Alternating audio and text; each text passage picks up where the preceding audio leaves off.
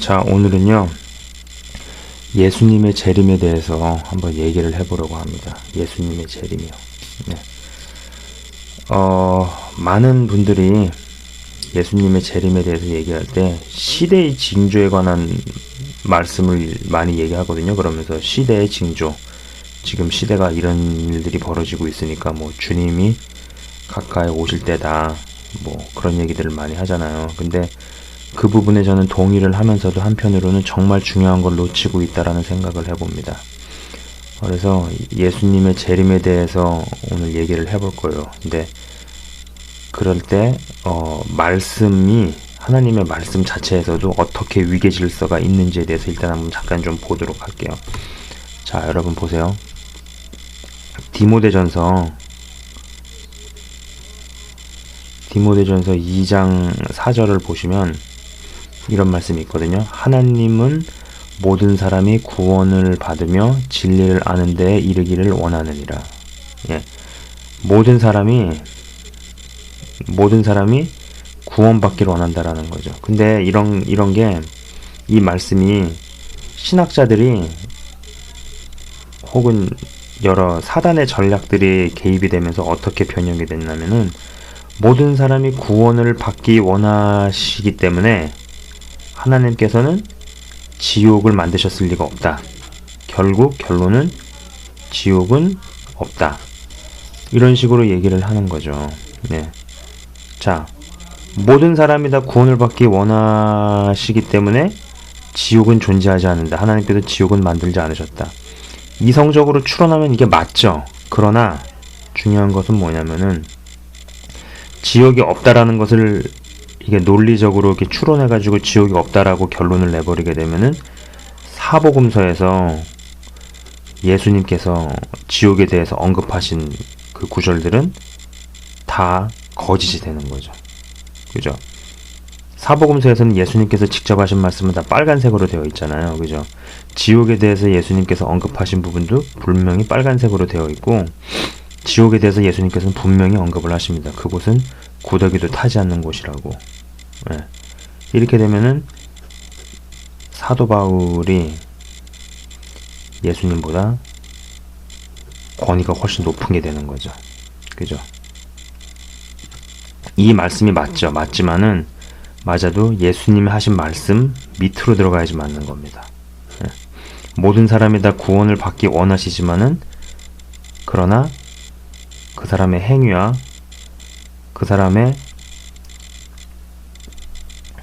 여러 가지 여부들에 따라서 지옥이 결정이 되고 심판이 있다라는 거죠. 그죠? 예수님의 말씀이 권위 있다라는 거. 그리고 사도 바울, 이거를 폴라인 스크립처 뭐 이렇게 얘기를 해요.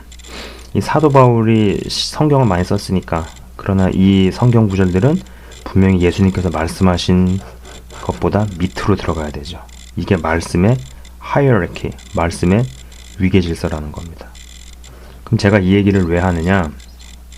마지막 때에 대해서 사람들이 그래요. 그러니까 일단 마태복음 24장 14절을 보시면은, 이 천국 복음이 모든 민족에게 증언되기 위하여 온 세상에 전파되리니 그제야 끝이 오리라. 그죠? 분명히 얘기합니다. 천국 복음이 모든 민족에 전파돼야지 끝이 온다. 주님 다시 오신다. 그 얘기죠. 그죠? 그리고 한편으로는 시대의 징조에 대해서 우리가 얘기를 하죠. 예. 마지막 때가 되면 이러이러한 일들이 있을 것이다. 이런 얘기들 쭉 합니다. 그러면은 제가 왜 이 비디오 클립을 지금 만드냐면요, 요새 주님의 재림에 대해서 마지막 때에 관한 사이트들이 정말 많아요. 근데 그 마지막 재림에 대한 재림에 대한 사이트가 정말 많은데, 거의 대부분이 시대의 징조에 대한 것들 일색이에요. 뭐 예를 들면 뭐 베리칩이니, 경제공황이니, 프리메이슨, 세계정부, 뭐 싱크홀, 자연재해, 달러 붕괴 등등등 뭐 굉장히 많더라고요. 근데 선교 현황에 대해서 얘기하는 카페가 별로 없는 거예요. 생각을 해보십시오. 정말 마지막 때에 결정적인 주님의 재림에 대해서 결정적인 단서를 제공하고 있는 말씀은 마태복음 24장 14절이죠. 예. 모든 민족의 증언되기 위하여 온 세상에 전파되리니 그제야 끝이 오리라 그랬잖아요. 그렇기 때문에 시대의 징조에 대해서만 이야기를 하고 전 세계에서 지금 하나님을 믿는 백성들이 얼만큼 증가가 되고 있는지에 대해서 이야기를 하지 않는다라면은 이 부분은 가리고 요 부분만 보게 되는 거죠. 근데 요 부분만을 강조하게 될 때 시대의 징조에 대해서만 강조하게 될 때 생기는 안 좋은 현상이 뭐냐면은 일단 공포감이나 두려움을 사람들한테 심어넣는 거죠. 극단적인 경우에는 시한부 종말론으로 가죠. 예. 물론 경각심을 가질 필요는 있는 거예요. 시대의 징조를 우리가 읽으면서 뭐 점점 자연재해가 많아지고 점점 사람들이 악해지고 그러면서 아까 제가 뭐 말씀드렸던 뭐 베리칩이니 경제공황이니 프리메이슨 세계정부 일루미나이티 무슨 뭐 싱크홀 자연재해 증가 달러 붕괴 뭐 기타 등등의 여러 가지에 대한 이야기를 보면서 우리가 어느 정도 경각심을 가져야 할 필요는 있지만은 분명한 건 뭐냐면은 그거에 대한 말씀이 시대의 징조에 대한 말씀이 이 밑으로 귀속이 된다라는 거죠. 제가 하고 싶은 얘기는 이거예요. 요것을 보는 가운데서 요 말씀 밑에 이 시대의 징조에 대한 말씀을 넣어야 된다라는 거죠. 예. 생각을 해보세요. 제가 작년에 베트남을 갔다 왔거든요. 베트남에 단기 선교를 갔었는데 사실 단기 선교로 이렇게 가기 전만 해도 저도 뭐 사는 곳이 북미권이니까 북미권에 살면서 뭐 예수를 믿는 사람으로서 뭐 그런 얘기들을 많이 듣잖아요. 뭐 시대의 징조라든지 아니면 미국의 뭐 달러 붕괴라든지 이런 얘기를 들으면서 아 주님의 재림이 참 가까웠구나. 이런 일들을 통해서 사람을 깨우시는구나. 저는 그렇게 생각을 했었어요. 그래서 주님이 곧 오실 것이다 라고만 생각을 했었죠. 그러니까 그 당시에는 이쪽 사이드는 생각을 안 하고 시대의 징조에만 딱 박혀가지고 생각을 한 거예요. 그런데 제가 베트남 단기 선교를 갔다 와가지고 생각이 조금 바뀌었어요. 정확히 얘기하면은 그 부분에다 이 부분을 애딩을 하기 시작한 거죠. 어떤 지역을 가니까는 이제 저희는 그 선교 특성상 보통 다른 선교단체들 하는 거랑 조금 다르게 했었는데 보통 대부분의 선교단체들은 현지 선교사가 있고 그리고 그 선교사가 가는 곳마다 다 우리를 따라다니면서 언어를 통역해주고 뭐 하잖아요.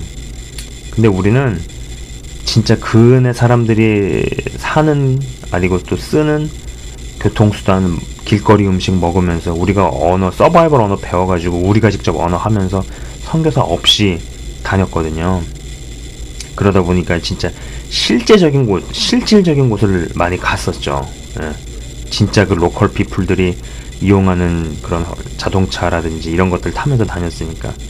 근데 그걸 돌아다니면서 제가 느낀 게 뭐냐면은 아직 예수를 모르는 사람들이 굉장히 많다라는 거예요. 예.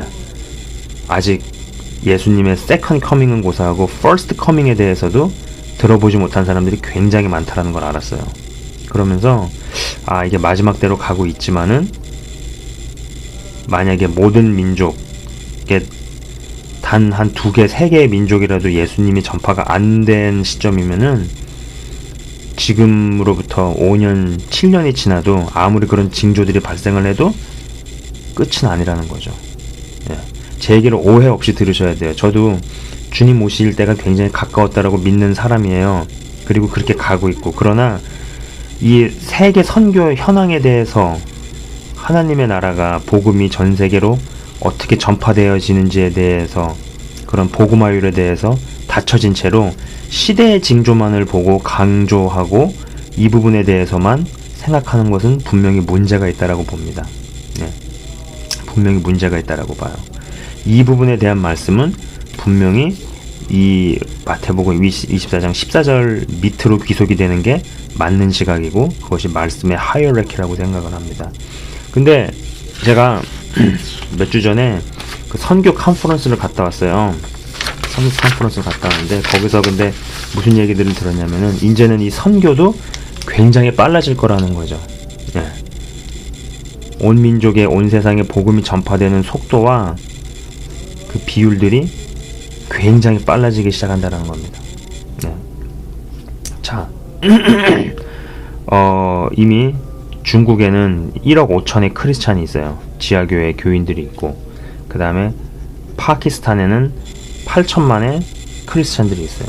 근데 중요한 건 뭐냐면은 파키스탄의 기독교인들, 이미 기독교 지도자들이 선교에 대해서 그렇게 생각을 많이 못하고 있었다고 그러시더라고요. 근데 이제 제가 아는 그 선교 단체장이 이곳에 가서 이 교회 지도자들한테 얘기를 한 거죠. 선교하자고, 우리는 선교해야 된다고. 그래서 그 불을 지펴가지고 이 사람들이 이제 그 모슬람 선교에 대해서 눈을 뜨기 시작한 거예요.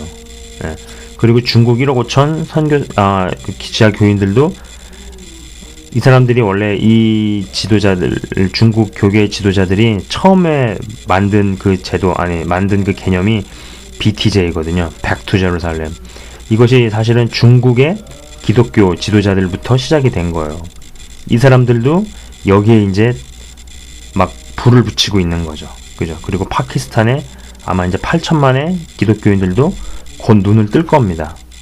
네. 그리고 여기다가 제가 더 하나 놀라운 것을 무엇을 들었냐면은 IT 회사를 운영하시던 분이 하나님의 콜링을 받아가지고 직장을 관두고 IT 선교단체를 만드셨어요. 그리고 만드셨는데 이분이 뭘 개발했냐면은 스마트폰에 쓰는 그 애플리케이션 있잖아요. 애플리케이션을 개발을 한 거예요. 근데 그 애플리케이션이 어떤 내용이냐면은 전 세계 주요 80여 개 언어로 된 성경 플러스 200여 개가 넘는 예수 영화, 이거를 애플리케이션으로 만들었죠. 그래가지고 그 애플리케이션을 가지고 블루투스에다가 저장을 해서 그거를 이제 스마트폰에 가지고 가면은요, 이제 인터넷이 접속되는 데서 인터넷이 사용 가능한 곳에서 그것을 딱 이제 키면은 여러 유저들이 그 폰에 접속하면은 80여 개 언어로, 주요 80여 개 언어로 된 성경 플러스 200여 개 예수 영화를 그 자리에서 다 다운받을 수 있는 거예요. 근데 이것을 개발한 사람이 배달자를 찾고 있었는데 마침 그 선교단체, 제가 아는 그 선교단체와 선교단체 그 이제 간사님과 우연히 연결이 된 거예요. 근데 이 선교단체는 전 세계 선교사들을 파송을 하는 데였거든요. 예, 그래서 이런 만남들이 이루어진 거죠.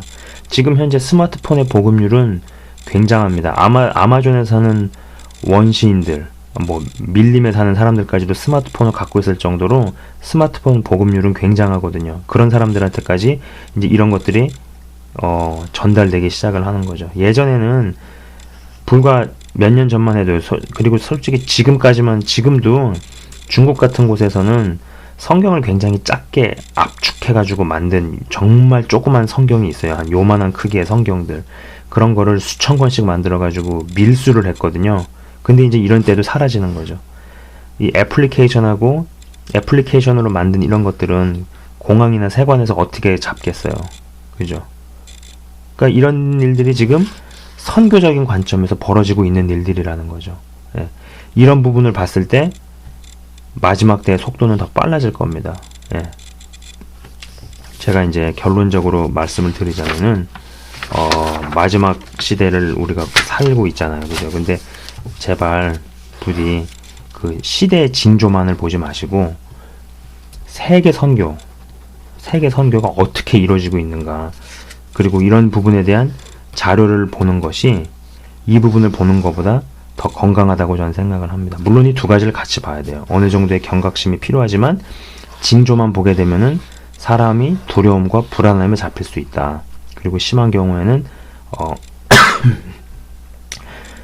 시한부 종말론으로 갈 수 있다라는 거죠. 그리고 이 징조에 대해서 말씀하신 그런 부분들은 분명히 이 선교에 대한 말씀, 마태복음 24장 14절의 말씀, 그 말씀에 귀속이 된다라는 겁니다. 예, 분명히 질서가 있다라는 거죠. 이 말씀이 마지막 때를 아는 바로미터가 된다라는 거. 직접 말씀하셨거든요. 온 세상에 전파되리니 그제야 끝이 오리라. 복음화가 많이 되는 나라가 늘어날수록 징조도 또한 더 많아질 겁니다. 지금보다 더 세질 것이고, 자연재해는 점점 더 빈도는 빈도대로 늘어나고 강도는 강도대로 강해질 거예요. 예, 더 흉흉해질 거고요. 더 어려워질 겁니다. 그러나 그것이 여기에 발맞춰서 간다라는 거를, 여기에 영향을 받는다라는 것을, 민족 복음화율, 세계 복음화율에 걸맞춰서 이것이 진행이 되는 것이지 절대로 이거 혼자 움직이지 않는다라는 것을 여러분들이 생각하셨으면 좋겠어요. 네, 그것이 굉장히 중요한 균형이라고 저는 생각을 합니다. 예, 이상으로 마치겠습니다.